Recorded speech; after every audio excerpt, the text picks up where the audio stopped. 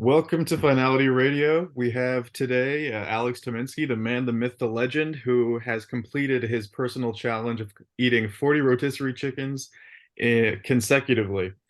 So, how are you feeling today? Today is I think it's a little bit past the month anniversary of of when it Yeah, ended.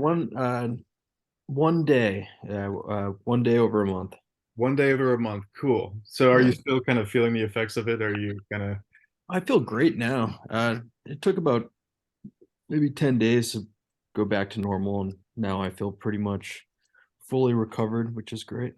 That's always nice. Did you have to see any medical professionals after that, or Did I need to? I probably should have, but I figured if I just ignore it, um, it wouldn't make me as anxious. there you go. That's always a good philosophy. Uh, so my first question is, do you consider yourself more of an athlete or a philosopher? Oh, weird. Um,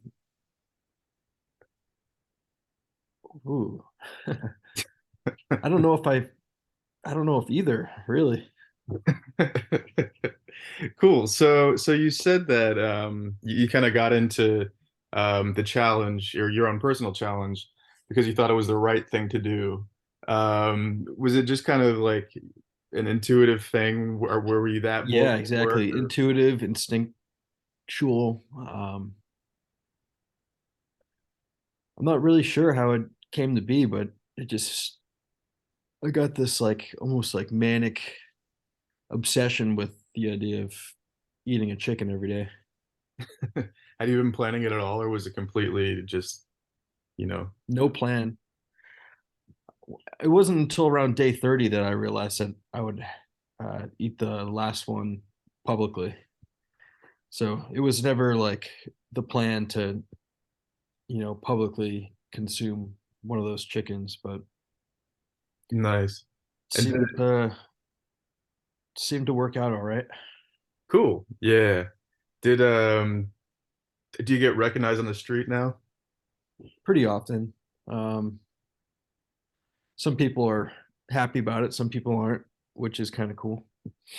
Yeah, so do they kind of feel a little bit of envy towards you that you were able to do that? And I don't know if it's envy. Yeah, maybe envy.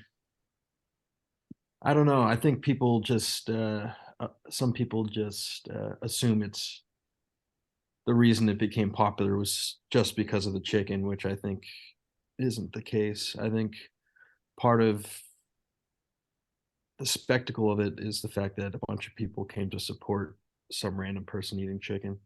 So I think the city itself is like kind of like the true champion in all of this. cool, yeah. So it coincided with the unfortunate World Series loss. Uh, Yeah, crazy timing, huh? yeah, that kind of that made it so good. And I was expect I didn't expect it to get that famous either. My parents in Chicago, I was telling them over the holidays about it, and they're like, "Oh yeah, chicken guy, Philly, cool."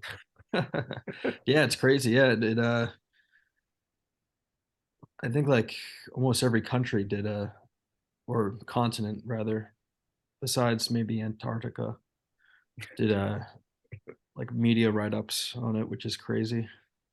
That's amazing. That's amazing. Um, so let me see. So Alro, do you have any questions? Oh, I think you're muted.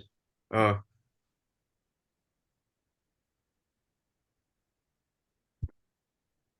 He's talking very softly. Can you hear me now? oh, there you Yes. are. Yeah. Sorry about that. Yeah, my questions were all kind of in terms of challenges. I can only imagine how challenging it was um, in the process of eating the chickens. But what are some of the challenges now that you think that have arrived or have yet to arrive? That's an interesting question. It can be challenging sometimes all the attention. Um, I don't really think I have an ego that's large enough to support the amount of attention. But, you know, then there's the other half that does kind of like it because it tells me that it made a lot of people happy. And so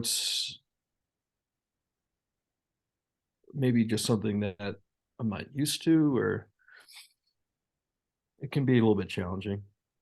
What's How this? how does your body feel? Sorry to interrupt. How does your body feel now? Good. I kind of almost gained all the weight back, which is good. Um, yeah, my body feels great. I can eat food again. Did you say you gained it back, so you lost weight because you were only eating the rotisserie chickens? Yeah, I lost like 15, 16 pounds. When I started, I was like 200. And then during the event leading up to it was like 184, 185. Wow, that's interesting. Yeah, because when I started the chicken thing, I would have like maybe some breakfast and like vegetables and whatnot. But after around day 15, I think it was because of the sodium, started to affect my stomach and my digestion. And basically, I had no appetite at all. So I just had to eat the chicken to get it over with. And then my body just didn't want to eat any other food. So pretty much the only thing I was eating was the chicken. And it's not, it's like all lean protein. So yeah, I lost a bunch of weight. And you didn't take any vitamins or anything? I was taking vitamins, but I mean, I was still like tired all the time. I had like heartburn and acid reflux like constantly, to the point where like my esophagus was like all raw. It was actually really like hard. Yeah. If And I didn't like, if I maybe like cooked my own chicken, or like maybe like made it differently, the ones at the grocery stores are just really dry and full of sodium. yeah, so let's talk about your technique for a second. So so you I was reading another interview. You said you started with a white meat because it was the roughest and the driest, and then you would kind of break up the skin afterwards.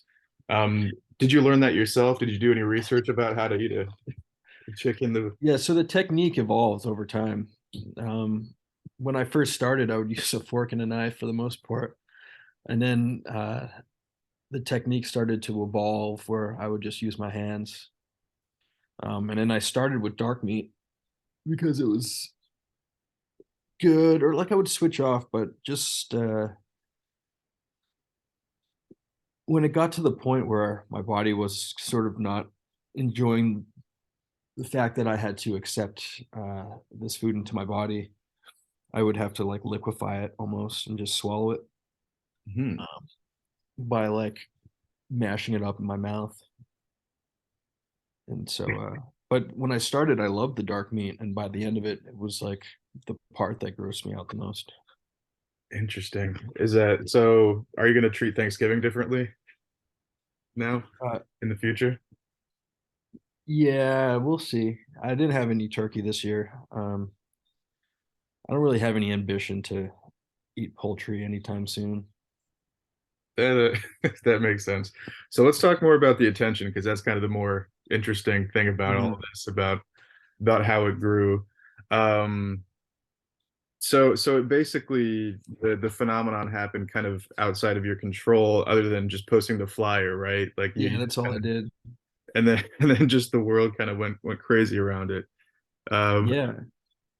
right. Uh, yeah, it's pretty interesting. I think there's many facets to why it became popular. And I've been thinking about this quite a bit. I think one of the reasons is um, the internet is full of like jokes and trolls and dishonesty, and to see like a poster in real life and then it go online, and I think a lot of people assumed that it was just a joke, and then when they found out that it was like a real thing that happened and exceeded my expectations, and I think people's as well, that was refreshing.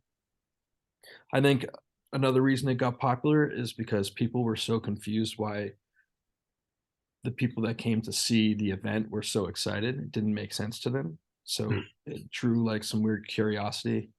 The sports thing was part of it. Um, I think the confusion had a lot to do with it as well. The confusion. What do you mean by that? I think it confused a lot of people. Oh yeah, but why so many people were gathered in that particular pier? And then why would someone do that in the first place? And then yeah, but yeah, it blew up pretty quick. It's crazy. So I know you got an event coming up on, I believe, the 11th. I think that's a Yeah, Sunday. this Sunday, we're going to be giving away over 250 rotisserie chicken meals to our neighbors, which is pretty cool. Very nice. That's a Yeah, community Boston fridge, right? Market donated it. It's going to be on Mifflin Square, which is really exciting. Good Cool. little after effect, positive thing that came out of this. I think it's all positive. I don't think there's very I think much. so too. Very lighthearted. I also like how there's many different demographics that kind of accepted it as something that they enjoy. Hmm. Has any like vegetarian group kind of reached out to you in any hateful way? Yeah, yeah. I get trolled and sent hate mail pretty often. Really? PETA kind of went after me for a minute, but besides them and bodybuilders, like most people find it pretty enjoyable. So bodybuilders have contacted you about Yeah, they're like, I've been doing this since I was like 14, but I think the it? difference is like, first off, they're not eating like rotisserie chickens. They're probably, cooking their own chicken, which is a difference. But Mhm, that aside, um, the difference is it may be easy for them, but it wasn't easy for me. mhm, And that's the difference. It was my challenge. It was something that was hard for me to do, and I did it. Um, it doesn't really, it's not the same thing as someone that's doing it because it's easy for them. Uh, yeah. but yeah, Would you ever do something like Cameo? I don't know if you heard about this or not, but yeah, they reached out to me and they wouldn't stop reaching out to me to do Cameo. And I didn't hear about that. yeah, That's kind of weird. Wow. yeah, there But was the following day, like they like wouldn't get. I kept saying no, and they would keep pushing. Something like that would just destroy the whole charm of it, I think. So I blocked totally. them, and now they can't reach out to me. That's awesome. Yeah, I mean, there was a bunch of different like potential sponsorships that just that whole idea seems so stupid to me.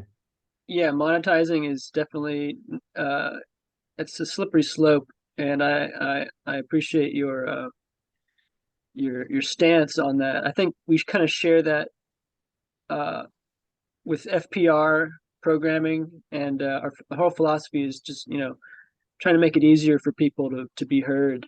And Yeah, that's awesome. That's great. Yeah, sometimes sometimes if you get a little taste of it, then your motives can be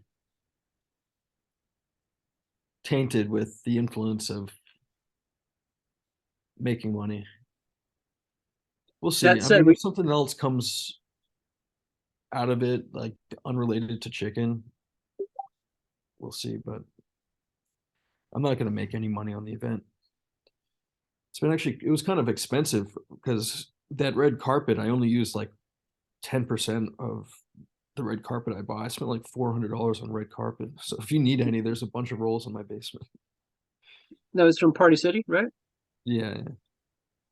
Yeah, I'll reach out for sure. I could use it. But so what do you think would be the most important factor if you wanted to share advice for anybody who wants to, you know, try to experience or try to like if you saw someone emulating your methods, what advice would you give to the next generation of people pursuing a similar quest? Don't really think about it too much. Yeah. Uh, It's a hard question to like fully answer. Advice. I mean, it depends what you want out of it. You know what I mean? I didn't really look for anything out of it. Maybe that's why it became the way it is. But do it for yourself first, and then if other people are receptive to it, then that's great. But figure out what your motives are. Yeah, I don't know. I like that. I like that a lot. Um, and we really appreciate your time. We set this meeting to be, I think, 40 minutes. That's like a lot of time. And I don't know, how have you been impacted in terms of time management, like with people wanting to interview you and That's a very interesting question. wanting a piece of the chicken man? Yeah, it was very overwhelming. Like the following 5 days, I probably got over 150 requests for interviews. That's including like radio stations and media. Um, being pulled every which way. It was extremely stressful. Um, and I'm really unorganized, so like I like ghosted and probably blew off a lot of the ones that I said that I would do, which I feel kind of bad about. But um, time management is not a skill that I'm really good with. Luckily now it's kind of lost a bit of the buzz, so it's a little bit more manageable. But yeah, I was spending like 6 hours a day doing interviews. No, probably not six, probably two. But that was for like a week. Some interviews can feel longer than others. I don't know how this one has been going very well, I think, considering the time frame. And but Mark, the creator of FPR, um, what do you think is the next step for our sponsoring Chicken Man? Just The next oh, this is the first step. That's all I know right now. You know, basically, I think we should give him some merch. We actually just got some new t-shirts in, and we should come to um the community fridge and Yeah, that sounds awesome. give you some stuff. And I'll definitely rep it. sweet. Yeah, cool. Yeah, so we're a independent radio station that we specialize in hosting people's music that are like more DIY and like local stuff. We Awesome. also, yeah, we also Alroy is specializes in going to, like archive.org and like posting like world music and just like interesting stuff. Like I think we had some like old radio ads from the 50s on there for a little Oh, while, that's cool. I love that. and like Alan Watt lectures and stuff like that. And yeah, but we try to keep things interesting, and so Sounds yeah, great. we'll have this interview up there. And um it's just a little thing. Like we're not trying to make money with it. We're just we try to keep things as natural, real, and kind of authentic as possible. I love that. It sounds like something that I would find much pleasure in enjoying. It's cool. Yeah, yeah. We're on Radio Garden right now, Cool. finalityradio.com. That's our main website. And how Um, long have y'all been doing it for? it's been technically since 2018, and it's just we're kind of steadily picking it up since then. That's awesome. Yeah, Very good. Well, I'm probably gonna have to run it, take my dogs out. Is that okay? that's okay. Yeah. It's an sounds great. absolute pleasure talking to you guys, and thank you for the good questions. All right, you too. Likewise. I Thank you love so you. much for coming in. Have a good one. Peace out. Take care, Alex. Did you say I love you? I think you said I love you. Love you too. Love you too, Alex. Oh, was I on mute? Damn it. Yeah, you I were was on on mute. mute. Yeah, we were talking about that. Well, I'll get it right someday.